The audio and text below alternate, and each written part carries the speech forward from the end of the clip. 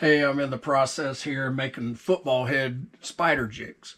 So I'll go ahead and show you where I start off. I get of course these are weedless, but they're 1/4 ounce with a 2/0 hook. Perfect for to use in a hula grub, to use in a craw bug. Just really good to skirt them, make a nice small mouth jig. This is some of the process I go through to make these. Of course, I haven't made myself a fluid bed yet, but I have gotten past using the torch. The torch is a good way to burn your house down. So I like to use the heat gun. So this, I'm going to go ahead and start it up and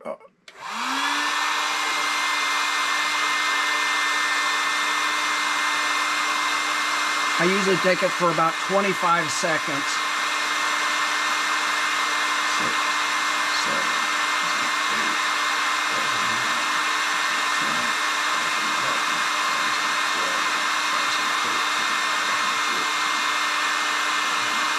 Just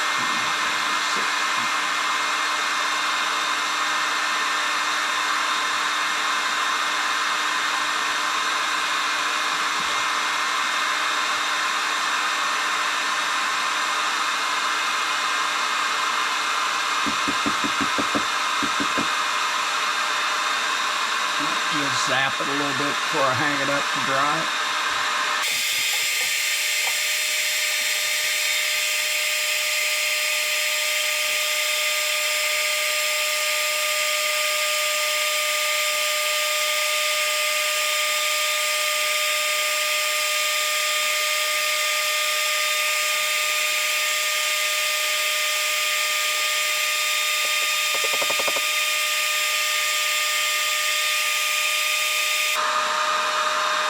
Here we go, down to the last one.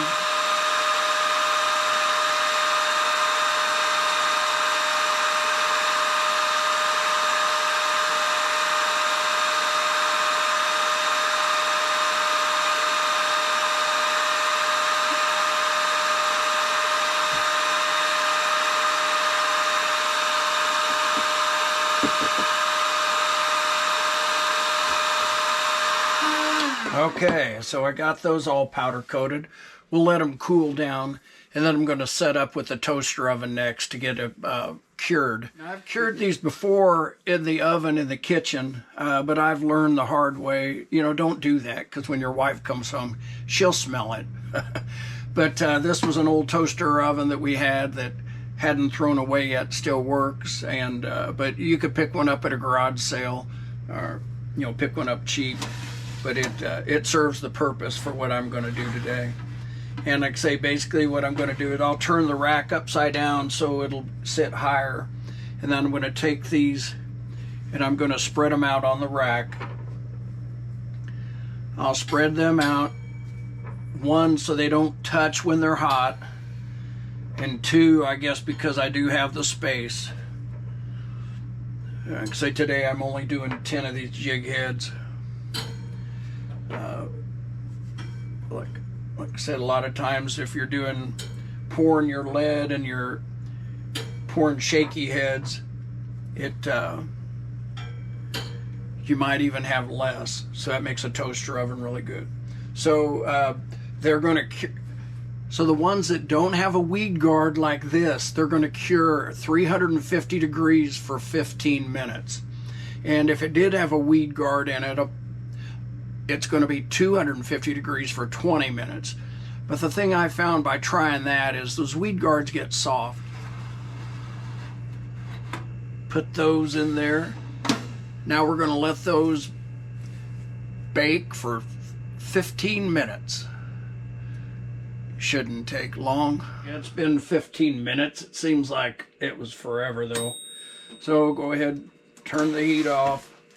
And like I said, one thing you want to be really careful with on these is that you don't touch them while they're hot, because they will stick together. So I imagine there's probably a better way of doing this, but what I usually do is take them out one by one and hang them up to cool. On my cooling / drying rack, I also use this rack to dry my crankbaits after I clear coat them. You know, that was one of the things I always said, that when I couldn't wait to retire, so then that way I could start painting baits, you know, where I felt I had time. But it seems like I'm busier now than I was before when I was working. So, but if it's too hot, or if it's like today, we got a rain day outside, and oh, that was a tragedy.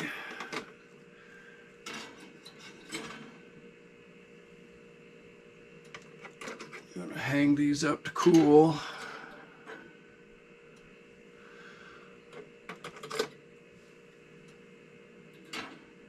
Let these things get hard.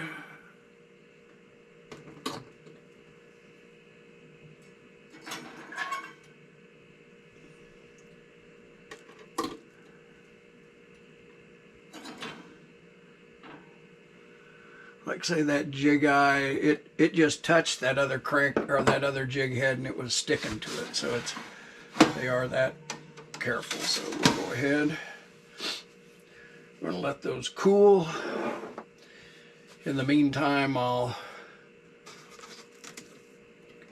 move this toaster oven out of the way. So I have these Green Pumpkin Magic skirts, and they have a little bit of red flake in them. Makes them go along real well with that watermelon red head. So I guess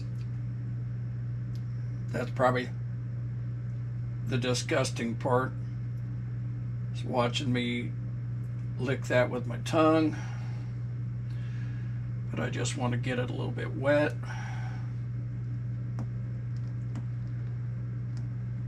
So I can get it to slide on up. And there we go. I mean, that's a nice smallmouth jig. Critter craw fit on that. A small craw bug will fit on the back of it. You could put a baby pocket craw or pocket chunk on the back of that.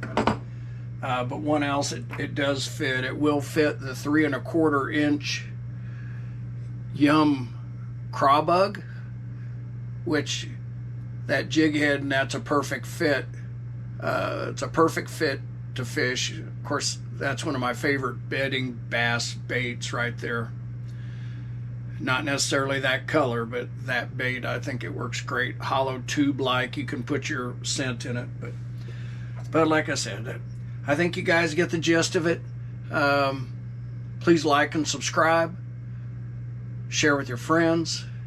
Have any questions, reach out to me. If you want to buy some jigs, I got some jigs for sale. But like say, these little things fish good on 10 and 12 pound test line on a spinning rod, and like say the great little smallmouth bait.